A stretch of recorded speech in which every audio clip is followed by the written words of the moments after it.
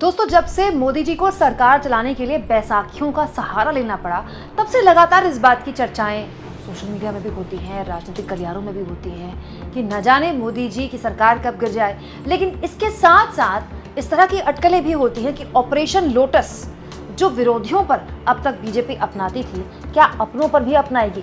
बहुत सी चर्चाएं आपने सुनी होंगी आए के दिनों में कि जेडीयू में टूट हो सकती है, नीतीश कुमार की पार्टी तोड़ सकती है, क्योंकि दोस्तों बीजेपी को बहुमत का आंकड़ा हर हाल छू रहा है। और बीजेपी की जो पॉलिसी पिछले हाल के सालों में रही, आप जानते ही हैं, जहां बहुमत होता है वहां तो खैर विन विन सिचुएशन, लेकिन जहां बहुमत नहीं होता उसको कैसे जुटा लेती है बीजेपी, मतलब साम दाम दंड भेद के तहत। तो हमेशा ये कहा जाता था कि हो सकता है कि नीतीश कुमार की पार्टी तोड़ी जा सके। लेकिन अब जो एक चौंकाने वाली खबर आई है दोस्तों, वो खबर ये है कि चिराग पासवान, जो खुद को मोदी जी का हनुमान बताते हैं, उनकी पार्टी पर टेढ़ी नजर पड़ गई है बीजेपी के चाणक्य अमित शाह की। ये बात मैं नहीं कह रही हूँ, ये वरिष्ठ पत्रकार केपी मलिक कह रहे हैं। दोस्तों, केपी मलिक की हर बात हमको सीरियसली इसलिए लेनी चाहिए क्योंकि ये कुछ पत्रकारों में से एक थे जिन्होंने लोकसभा चुनाव में बीजेपी के शर्मनाक हार और समाजवादी पार्टी के बेहतरीन परफॉर्मेंस की पहले ही भविष्यवाणी कर दी थी। इसीलिए अब अगर कोई बात केपी मलिक जैसे वरिष्ठ पत्रकार करते हैं, जिनको आप यूट्यूब में भी काफी सुनते रहते होंगे, वो बात सीरियसली लेनी चाहिए। केपी मलिक ये दावा कर रहे हैं कि चाणक्य की गिद्ध नजर चिराग पासवान के सांसदों पर। सूत्रों द्वारा खबर आ रही है कि बिहार की लोजपा यानी कि चिराग पासवान की पार्टी एक बार फिर टूट की कगार पर है, क्योंकि चाणक्य लेटरल एंट्री और SC/ST वर्गीकरण को लेकर चिराग पासवान के तेवरों को सरकार का विरोध मान रहे हैं। चिराग पासवान अब चाणक्य के गले की हड्डी बन चुके हैं, लिहाजा अब चिराग पासवान का इलाज जरूरी है। वैसे भी चिराग की पार्टी टूटना कोई नई बात नहीं, वो पहले भी टूट चुकी है। उधर नीतीश कुमार और जदयू की हालत किसी से छिपी नहीं है। दोस्तों, चिराग पासवान को पहली बार अपनी पार्टी में टूट का सामना तब करना पड़ा था जब उनके पिता रामविलास पासवान का देहांत हुआ था और उनके चाचा ने खुद उनकी पार्टी के 2 हिस्से कर दिए थे। उस वक्त बड़ा दिलचस्प माहौल देखने को मिला था। मतलब चिराग पासवान के पिता की पार्टी चिराग पासवान से छीन ली किन्होंने, चाचा ने। और मजे की बात यह है कि इसके बाद बीजेपी ने केंद्र में मंत्री बनाया। मतलब बीजेपी ने जब जिसने पार्टी तोड़ी चिराग पासवान की, उसको अपना सहयोगी बनाया, उसको NDA का हिस्सा बनाया। लेकिन जब चुनाव आए और बीजेपी को एहसास हुआ लोकसभा चुनाव में कि बिहार की जनता चाचा से ज्यादा बेटे पर भरोसा कर रही है, तो बीजेपी ने चाचा को साइड कर दिया और चिराग पासवान के साथ गठबंधन कर लिया। बाकायदा उनको ठीक ठाक सीटें दी और चिराग पासवान ने बेहतरीन परफॉर्म किया। जो सीटें उनको मिली थी उसमें उन्होंने अपने सांसद जिताए और अब चिराग पासवान केंद्र में मंत्री हैं और गठबंधन के सहयोगी हैं NDA के। तो बड़ा सवाल ये है दोस्तों कि क्या NDA के सहयोगी पर नजर टेढ़ी हो सकती है बीजेपी के चाणक्य की। दोस्तों, इधर केपी मलिक की ये खबर कि चिराग पासवान के सांसदों में टूट हो सकती है, चिराग पासवान की पार्टी में टूट हो सकती है। उधर हाल के दिनों का जरा आप घटनाक्रम देखिए।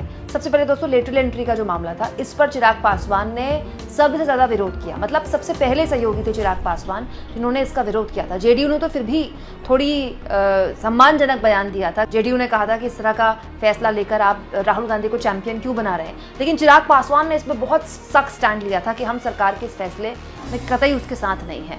उसके बाद चिराग पासवान ने बयान दे दिया जातिगत जनगणना का कि जातिगत जनगणना होनी चाहिए और हम इसके समर्थन में, इसके पक्ष में हैं। मतलब चिराग पासवान उस हर मुद्दे के समर्थन में और पक्ष में दिखाई दे रहे हैं या दिखने की कोशिश कर रहे हैं जो राहुल गांधी का है या फिर जिसके समर्थन में राहुल गांधी है।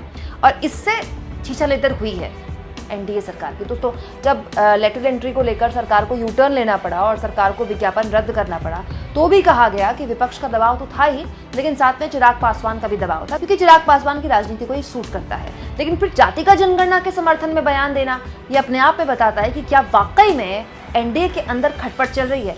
खटपट तो हर गठबंधन के बीच में चलती रहती है, ऐसा कोई गठबंधन नहीं होता, खास तौर पर गठबंधन की सरकार में इतना खटपट चलती रहती है। लेकिन आप सिलसिलेवार तरीके से देखिए, पहले जातिगत जनगणना का विरोध करना, फिर उससे पहले लेटरल एंट्री का विरोध करना, ये कहीं इस बात का प्रमाण तो नहीं कि चिराग पासवान को भी एहसास हो गया है कि उनकी पार्टी टूट सकती है।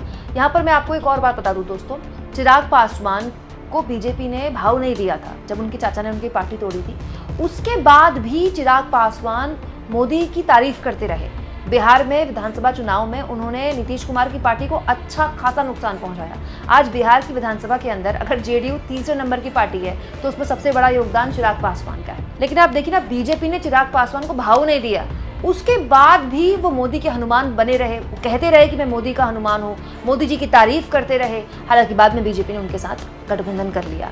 दोस्तों, चिराग पासवान के पिता रामविलास पासवान को देश के सबसे बड़े दलित चेहरे के रूप में जाना जाता था।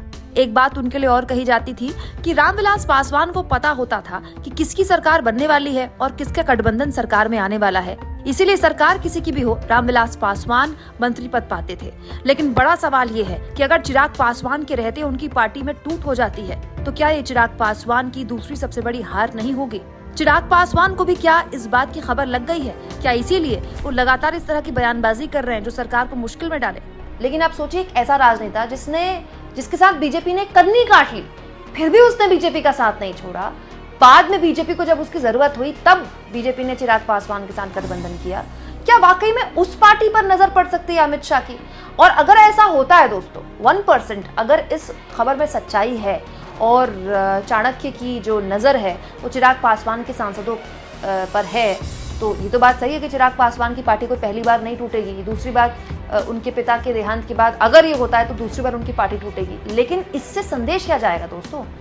मतलब आप कितना भयानक संदेश, कितना डरावना संदेश अपने सहयोगियों को दे रहे हैं, जेडीयू को दे रहे हैं, टीडीपी को दे रहे हैं। चिराग पासवान जैसे छोटे दल जिनके 5 सांसद हैं, अगर उनकी पार्टी टूट सकती है तो 10, 12, 13, 14 सांसदों वाली सहयोगियों की पार्टी को तोड़ने में बीजेपी को कितना वक्त लगेगा? ये भी हो सकता है दोस्तों कि इस तरह की खबरें जानबूझकर उड़ाई जाएं ताकि चिराग पासवान के जहन में एक डर बिठाया जाए, क्योंकि बार बार चिराग पासवान सरकार विरोधी बयान दे रहे हैं, सरकार के फैसलों के खिलाफ बयान दे रहे हैं, तो सरकार की फजीहत तो होती ही है। हर बार हेडलाइन बनती है, चिराग पासवान ने दिखाई मोदी को आंख, चिराग पासवान ने एनडीए का स्टैंड छोड़कर इंडिया गठबंधन का किया समर्थन। तो जाहिर सी बात है, अगर चिराग पासवान इस तरह की हरकतें करते हैं तो वो सरकार को मुश्किल में डालता है। हो सकता है कि इस तरह की खबरें फैलाई जा रही हूं ताकि चिराग पासवान प्रेशर में आ जाए।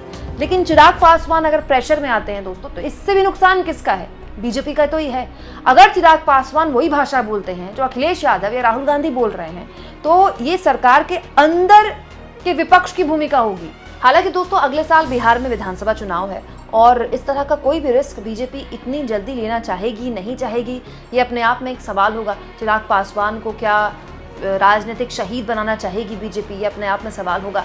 लेकिन अब तो जानते हैं, राजनीति में धुआं उठ रहा है तो कहीं ना कहीं आग तो होगी ही। हालांकि तोड़फोड़ की राजनीति को भी दोस्तों लोकसभा चुनाव में जनता ने नकारा है। जनता ने साफ मैंडेट दिया है कि इस तरह की राजनीति अब उन्हें पसंद नहीं है। उसके बावजूद भी अगर ऐसा बीजेपी करती है तो कुछ सांसदों को तो अपने खेमे में रख लेगी, लेकिन एनडीए के अंदर एक भयानक ट्रस्ट डेफिसिट पैदा कर देगी, विश्वासहीनता पैदा कर देगी। सरकार में होते हुए सरकार के सहयोगी उसके गठबंधन के साथ ही उसको शक की निगाह से देखेंगे। दोस्तों, आप इस मुद्दे पर क्या सोचते हैं? कमेंट बॉक्स में जरूर लिखें और जितना हो सके चैनल को शेयर करें, सब्सक्राइब करें और थैंक्स और ज्वाइन, ये 2 ऑप्शंस हैं जिसके जरिए आर्थिक तौर पर भी अगर आप चाहें तो चैनल के हाथ मजबूत कर सकते हैं।